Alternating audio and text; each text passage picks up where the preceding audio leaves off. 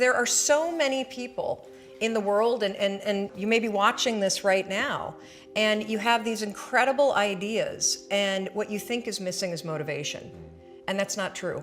Because the way that our minds are wired, and the fact about human beings is that we are not designed to do things that are uncomfortable or scary or difficult. Our brains are designed to protect us from those things because our brains are trying to keep us alive. And in order to change, in order to build a business, in order to be the best parent, the best spouse, to do all those things that you know you want to do with your life, with your work, with your dreams, you're going to have to do things that are difficult, uncertain, or scary, which sets up this problem for all of us.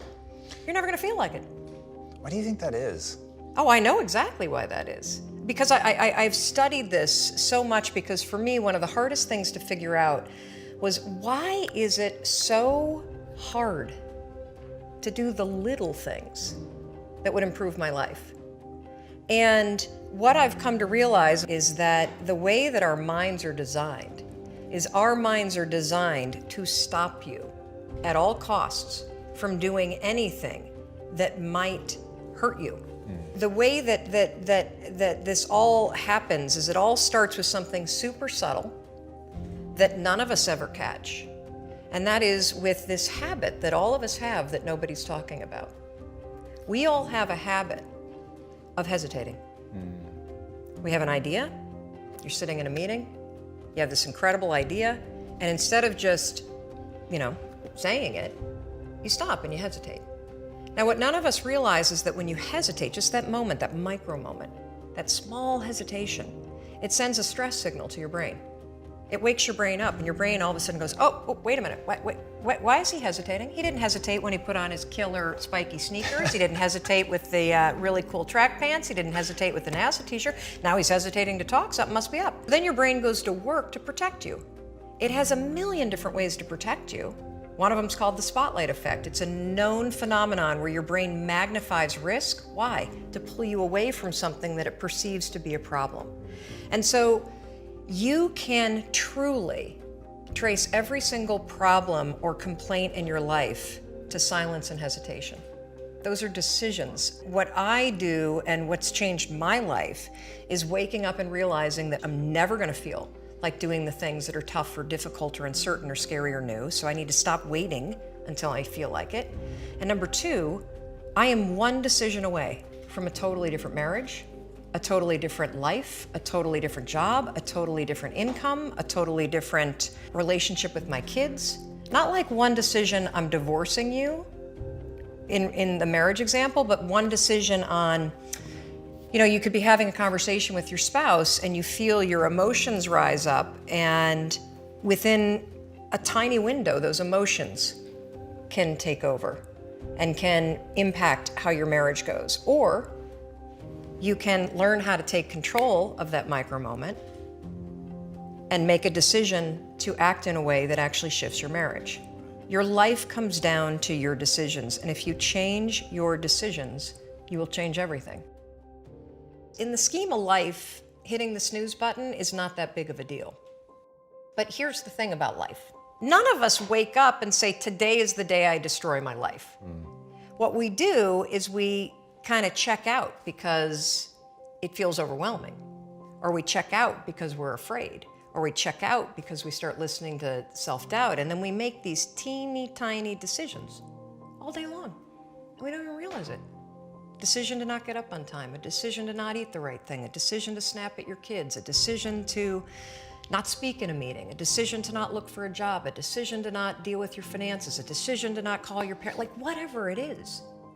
All day long, these tiny decisions that take you so far off track. And then you wake up like I did, and you look at your life and you think, how the hell did I get here? And more importantly, how do I get back over there? And you have no idea. And so I was so trapped. And I know from your story, you felt the same way. Like you knew that there was more in store for you, but you couldn't figure out, how do you close that gap? How do you find the power that's in you? How do you discover your greatness? How do you solve these problems? It feels so overwhelming when you can't. I would go to the grocery store and the items would scan And I would be sitting there readying my excuse because there was no way that my check card was going to clear. I got in this struggle with myself that a lot of us find ourselves in, and that is you get trapped in what I call the knowledge action gap. You know what to do, but you can't seem to make yourself do it, right? I mean, every one of us is one Google search away from a list of instructions that if you follow any of them, it will change your life. But how do you get out of your head and stop thinking about what you need to do and actually do it? And in my case, this stuff was pretty easy. Get up on time, make breakfast for the kids, get them on the bus, start looking for a job. Don't drink so much. Instead of isolating yourself, pick up the phone and call a friend. Get yourself out into the woods and go for a walk. Start running again. Like all these little things that I was capable of, but I couldn't get out of here. Could not get out of here. And if you're stuck, that's the problem. The problem is you're in your head, you're thinking. When you set goals, when you have an intention on something that you want to change about your life, your brain helps you. What it does is it opens up a checklist, and then your brain goes to work trying to remind you of that intention that you set. And it's really important to develop the skill, and I say that word purposefully, the skill of knowing how to hear that inner wisdom and that intention kicking in and leaning into it quickly. So for me, my brain saying, that's it, right there, move as fast as a rocket, Mel. I wanted to change my life. And I think most people that are miserable or that are really like dying to be great and dying to have more, we want to change. We want to live a better life. We want to create more for our families. We want to be happier. The desire is there. Again, it's about how do you go from knowledge to action. So the first thing in this story that's important is realizing that the answer was in me. And my mind was telling me, pay attention. Anyway, the next morning, the alarm goes off, and I pretended NASA was there. It's the stupidest story. I literally went 5, 4, 3, 2, 1. I counted out loud, and then I stood up. And I'll never forget standing there in my bedroom. It was dark, it was cold, it was winter in Boston. And for the first time in 3 months, I had beaten my habit of hitting the snooze button. I couldn't believe it, and I thought, wait a minute. Counting backwards? That is the dumbest thing I've ever heard in my entire life. Well, the next morning I used it again and it worked. The next morning I used it again and it worked. The next morning I used it again and it worked. And then I started to notice something really interesting. There were moments all day long, just like that 5-second moment in bed, where I knew, knowledge, what I should do. And if I didn't move within 5 seconds, my brain would step in and talk me out of it. Every human being has a 5-second window, might even be shorter for you. You have about a 5-second window in which you can move from idea to action before your brain kicks into full gear and sabotages any change in behavior. Because remember, your brain is wired to stop you from doing things that are uncomfortable or uncertain or scary. It's your job to learn how to move from those ideas that could change everything into acting on them.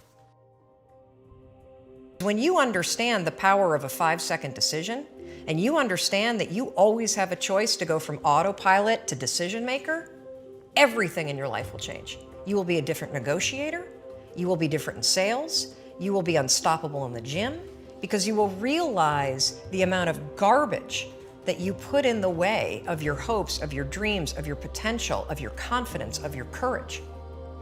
Everything comes down to the decisions that you make. We all know what to do. None of us know how to make ourselves do it. I started researching it. Why does something so stupid work? Why? Why does something so silly create such powerful and profound change? Well, here's why. The rule is a form of metacognition. Metacognition is a fancy pants term that means something real simple. You can outsmart your own brain in furtherance of goals. There are tricks that you can use that actually outsmart the tricks your brain plays on you in furtherance of a higher purpose. We all know this. You can restrain yourself if you're in a situation that calls for it. You can jump into a raging river to save your dog or your kid. You can direct yourself in ways if it's important to you. And so the rule, what it does is it does something really remarkable. When you count backwards, 5, 4, 3, 2, 1, what you're actually doing is you're interrupting what researchers call habit loops that get encoded as closed loop patterns in your basal ganglia. That's the part of the brain where your feelings, where your emotions, every habit that you have, which is nothing more than behavior that you repeat that you don't even think about. And so when you go 5, 4, 3, 2, 1, it interrupts what's going on here that's spinning without you thinking, and it moves and awakens your prefrontal cortex. So when you hit 1, your habit has been interrupted. So you've interrupted self-doubt. You've interrupted maybe snapping at your kids. You've interrupted the desire to grab for a drink. You've interrupted procrastination. You've also, by counting backwards, done an action. It's awakened your prefrontal cortex. That is the part of the brain that you need that's awake when you're changing behavior, when you're learning new things. When you hit 1, it's also a prompt. So in the language of research, you'll hear people talk about starting rituals. That is something that's proven to help you learn a new habit. The 5-second rule, when you repeat it, becomes a starting ritual that triggers you to act with confidence, that triggers you that this is a moment for courage, that triggers you to shift gears. And because you've also done the manual work of awakening the part of the brain that you need to change, you've set yourself up for success. It doesn't work if you count up, because you can keep going. And also, counting up doesn't require focus. If you count backwards, 5, 4, 3, 2, 1, it again awakens the prefrontal cortex and it prompts you to move. When you start to use it and then you read about it, you'll see that it's being used all over the place. They use it in the armed services in order to align troops and get them to start an exercise. They use it at elementary schools, 5, 4, 3, 2, 1, at big assemblies to get a huge room full of kids to stop talking. Really simple and interesting example, yeah. Because it requires you to focus. It's not a habit. It will become a habit that prompts you to have confidence and courage. But in the beginning, it interrupts patterns of behavior that you do on autopilot. It helps you assert control, and it teaches you how to become the kind of person that moves from thinking about something to actually doing it. I think we're all flawed, and that's the beauty of who you are.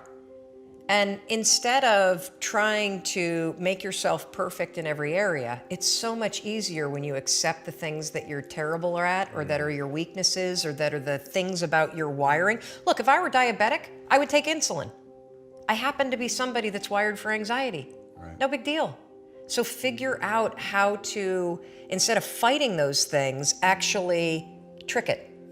Because the truth is that you're never gonna feel ready to make these changes. You're never gonna feel like doing them, but you can always make a decision. That's always in your control. Staying with somebody that treats you like garbage is a decision. It is. Staying at a job that you hate is a decision. Staying in the body that you are not proud of is a decision. Is it going to be easy? No, it's not going to be easy to change. It's simple. Do a Google search and then use the 5-second rule to force yourself to do that stuff. Change comes down to 5-second decisions, and this is why the 5-second rule is important for everybody to know.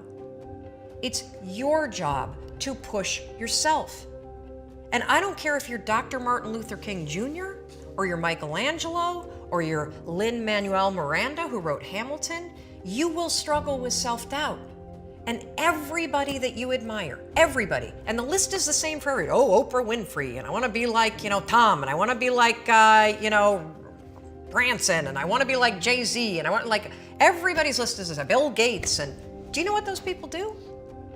They do not have the habit of hesitating. They trust themselves.